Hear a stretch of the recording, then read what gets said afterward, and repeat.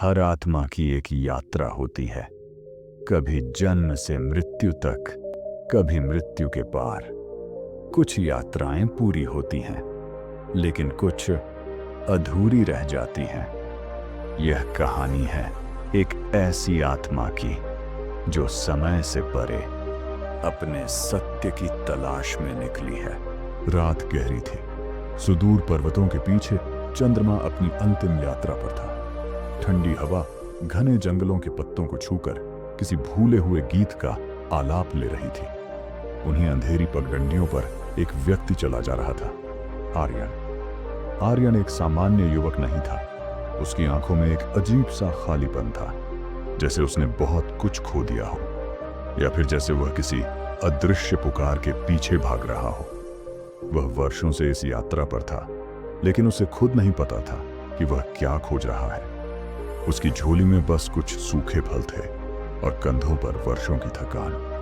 रास्ते में उसे एक झरने के पास एक वृद्ध मिला, जिसकी आंखों में हजारों जन्मों की कहानियां थीं। कहां जा रहे हो पुत्र? वृद्ध ने पूछा। आर्यन रुका, लेकिन उसकी जुबान से कोई शब्द नहीं निकले। तुम्हें भी वही पुकार सुनाई दी जो सदियों से सच्चे यात्रियों को बुलाती आई है, वृद्ध ने मुस्कुराते हुए कहा। आर्यन चौंक गया। उसने पहली बार महसूस किया कि वह वास्तव में किसी अदृश्य पुकार के पीछे ही तो था। लेकिन यह पुकार कहां से आ रही थी? क्या यह उसका भ्रम था, या कोई और शक्ति थी जो उसे खींच रही थी? यदि तुम सच में जानना चाहते हो कि तुम्हारी यात्रा कहां समाप्त होगी, तो पहले यह जानो कि यह यात्रा शुरू कहां से हुई थी। वृद्ध की बातों में कोई गहरा अर्थ था, जिसे आर्यन समझ नहीं पाया। क्या तुम मुझे मार्ग दिखा सकते हो? आर्यन ने पूछा। वृद्ध मुस्कुराया और झरने के पानी में एक पत्थर फेंक दिया। पानी में उठी लहरें धीमे धीमे शांत हो गईं। जब तुम्हारा मन भी इसी जल की तरह शांत होगा, तभी तुम सच देख पाओगे। आर्यन समझ नहीं पाया कि इसका क्या अर्थ था, लेकिन उसने तय कर लिया कि वह इस वृद्ध के साथ जाएगा। उसे अपनी यात्रा के जवाब यहीं से मिलने वाले थे, लेकिन उसे नहीं पता था कि यह यात्रा उसे कहां ले जाएगी। के बीते जन्म की। आर्यन और वृद्ध साथ चलने लगे। जंगल की पगडंडियां अब और भी सुनसान होती जा रही थीं। पक्षियों का कलरव भी जैसे थम गया था। पेड़ अपने साये में कुछ छुपा रहे थे, कुछ अनजाना, अनदेखा। चलते चलते एक चट्टानी क्षेत्र आया, जहां जमीन काली हो चुकी थी और हवा में ठंडक के साथ एक अजीब सी गंध थी, जैसे धरती खुद कुछ कह रही हो। वृद्ध ने रुककर कहा, यही है वह स्थान जहां हर यात्री खुद से मिलता है। आर्यन ने देखा, सामने एक गुफा थी। उसका द्वार संकरा और अंधकारमय था। बाहर कुछ शिलालेख थे जो समय के साथ मिट चुके थे, लेकिन उनकी उपस्थिति एक अजीब खिंचाव पैदा कर रही थी।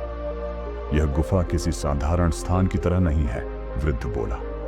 यह तुम्हारी आत्मा का द्वार है। भीतर जो दिखेगा वह बाहर की दुनिया में नहीं मिलेगा, लेकिन सावधान रहना, भीतर जो देखोगे वह तुम्हें बदल देगा। आर्यन ने वृद्ध की आंखों में देखा। वहां डर नहीं था, बस शांति थी। उसने साहस जुटाया और गुफा के भीतर कदम रखा। भीतर अंधेरा था। हर कदम पर उसके पैरों के नीचे सूखे पत्तों की आवाज होती, और कभी कभी ऐसा लगता जैसे कोई परछाई उसके पीछे पीछे चल रही हो। गुफा में कुछ दूर चलते ही एक हल्का नीला प्रकाश दिखाई दिया। वह प्रकाश किसी दीपक से नहीं, बल्कि एक शिला से निकल रहा था। उस शिला पर एक आकृति उभरी थी, एक ध्यानस्थ साधक जिसकी आंखें बंद थीं, लेकिन उसके चेहरे पर ऐसा तेज था कि आर्यन उस ओर देखते ही स्तब्ध रह गया। तभी उसे अपनी ही सांसों की आवाज गूंजती महसूस हुई, जैसे किसी ने उसकी चेतना को छू लिया हो। और फिर एक स्वर गूंजा, क्या तुम तैयार हो अपने अतीत की आंखों में झांकने के लिए? आर्यन कांप उठा। वह स्वर बाहर का नहीं था, वह स्वर उसके अंदर से आया था। गुफा की दीवारें धीरे धीरे बदलने लगी। उनके ऊपर दृश्य उभरने लगे, युद्ध, प्रेम, मृत्यु, जन्म, और वह सब जो कभी उसके साथ हुआ था, लेकिन उसे याद नहीं था। वह पहली झलक थी उसके बीते जन्म की। गुफा की दीवारी पर जो दृश्य उभरे वे स्थिर ही थे, वे हिल रहे थे, सांस ले रही थी, जैसे से खुद जीवित हो उठा हो। आर्यन ने देखा एक विशाल युद्ध भूमि, तलवारों की टकराहट, रेल का ध्वनि और रक्त की गंध। लेकिन युद्ध के बीच एक युवक खड़ा था, जिसके हाथ में कोई शस्त्र नहीं था। वो लीडर था, स्थिर, और उसकी आंखों में वैसी ही शांति थी जैसी उस वृद्ध की।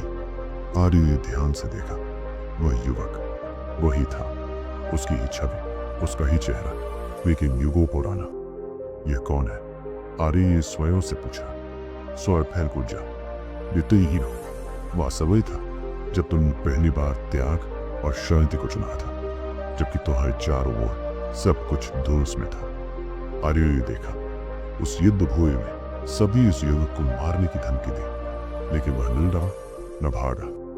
वह युद्ध को छोड़कर एक शांत नदी की ओर चला गया और वहां एक वट वृक्ष के नीचे ध्यान में लीन हो गया।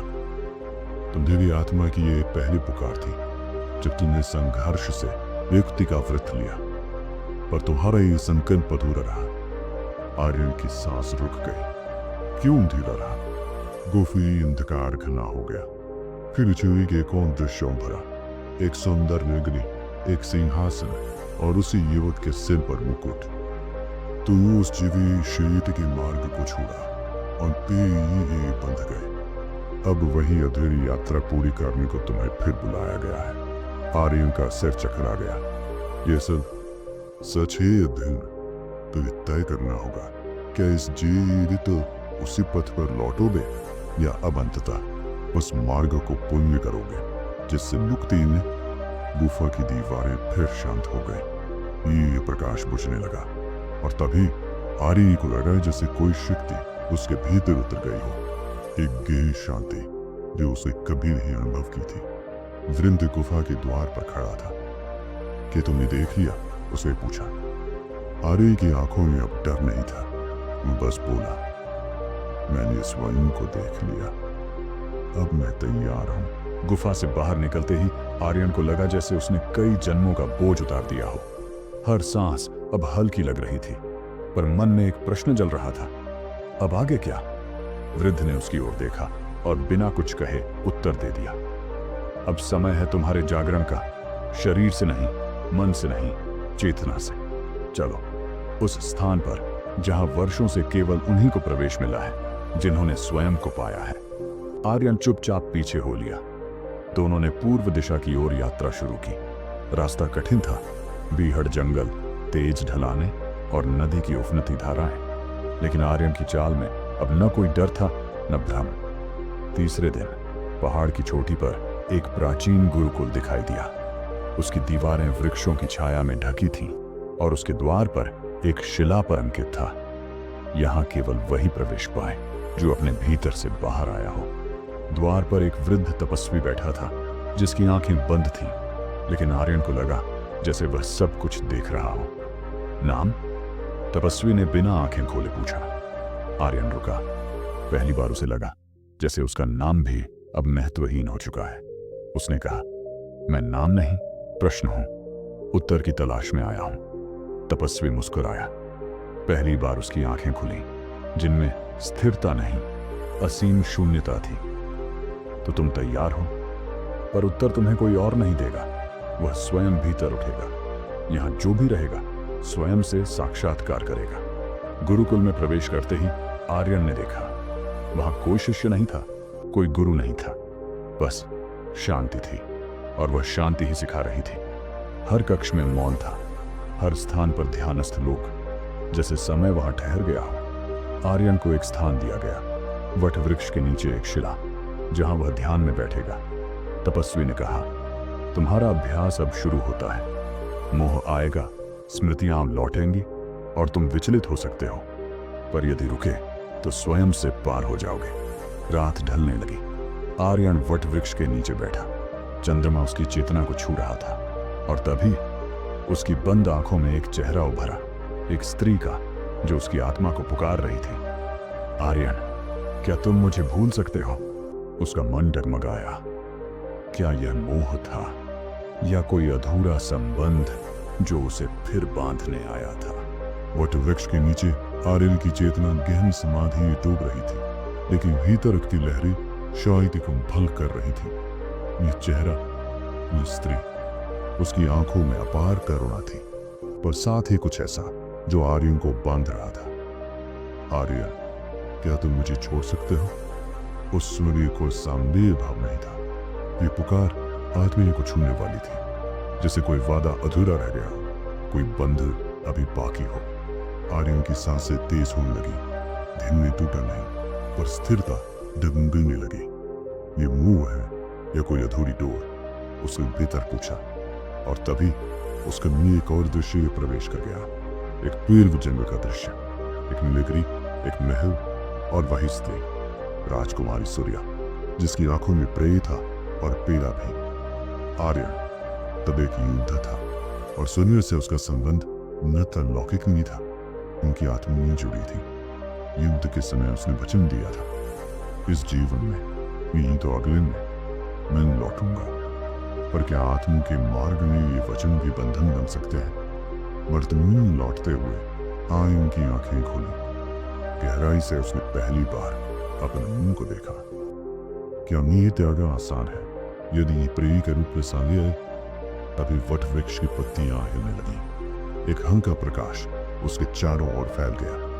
वृद्ध तपस्वी दौड़ खड़ा था। हर साधु को मुंह की अग्नि तपना पड़ता है।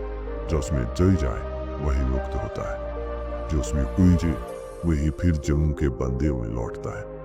अब तो हरी परीक्षा है, प्रिय को त्यागा नहीं है, पर उससे बंधन भी नहीं है। आर्यन समझ चुका था। मौत खड़ा हुआ, उसकी आंखों में आंसू थे, पर चेहरा शांत। सूर्या, ये तो निभूंगा नहीं, पर अभी बंधूंगा भी नहीं। इस जीनी में मेरा व्रत पूर्ण होगा। आकाश में चंद्रमा पूरी आभा में चमकने लगा। वट वृक्ष की छाया में आर्य फिर ध्यानस्थ हो गया। अब उसकी चेतना स्थिर थी। मुंह की परीक्षा उसने पार कर ली थी। गुरुकुल में सूरज जैसे थम चुका था। ईदी का भान था या रात का। आर्य वट वृक्ष के नीचे 7 दिन और 7 रात ध्यान में रहा। उसके भीतर शांति थी, पर उस शांति में भी अनेक नई पुकार उठ रही थी। अभी मार्ग शेष है। दिन तो तपस्वी उसके पास आए। वो एक चीन धीरे थी, पर की उपस्थिति में अब कोई भौतिकता नहीं थी, जिससे वह स्वयं एक प्रकाश बन चुके हो। अब तो उस स्थान पर जाओ जी शब्द ये पहुंचते, जिन विचार ये चुप हो जाते हैं। वहां तो रिवेगा अंतिम द्वार, जिन हर साधक को स्वयं से अंतिम बार भेंट करनी होती है। आर्य सहमति दी। मैंने एक पुराना पात्र आर्य को दिया। उसमें जल नहीं था, पर उसकी सतह पर एक चिन्ह बना था, शून्य। जब तुम द्वार पर पहुंचो, यह पात्र अपने आप भर जाएगा। लेकिन यदि उसमें कुछ भी शेष रह गया, मोह, अहंकार या भय, तो द्वार नहीं खुलेगा। आर्य ने पात्र लिया और पर्वत की ओर निकल पड़ा। वह स्थान जहां अंतिम द्वार था, वहां जाने का मार्ग कोई और नहीं बता सकता था। भीतर से खुलता था। रास्ते में उसके समक्ष कई भ्रमाएं, पुराने जीवन के दृश्य, बीते जन्मों की छवियां, और वह चेहरा सूर्या, जिसकी आंखों में अब पीड़ा नहीं, आशीर्वाद था। पर्वत की चोटी पर पहुंचकर आर्यन ने देखा एक विशाल द्वार, पत्थरों से बना, लेकिन उसकी बनावट में किसी भौतिक हाथ का कम नहीं था। द्वार पर कोई पहरेदार नहीं था, बस एक शेप और घेरे शब्द, तो कौन है? आर्य पात्र को देखा। वह अब तक खाली था। उसने उत्तर ही नहीं दिया, बस आंखें बंद की और भीतर उतर गया। कुछ देर बाद उसे अपनी आंखें खोली और द्वार से कहा, मैं कुछ नहीं हूं, मैं वही जो था, जो रहेगा और जो कभी नहीं था। पात्र अपने आप जल से भर गया, पर मैं जल नहीं था, प्रकाश था। द्वार धीरे धीरे खुलने लगा। भीतर से कोई आवाज नहीं, बस पूर्ण मौन था, जिसमें सब कुछ समाहित था। आर्य ने द्वार पार किया। उसके पीछे कुछ भी नहीं था, न नाम न पहचान, केवल शून्यता। और उसी शून्यता में उसे जाना, यही मैं हूं कि कोई इसमें धोए रहे, कभी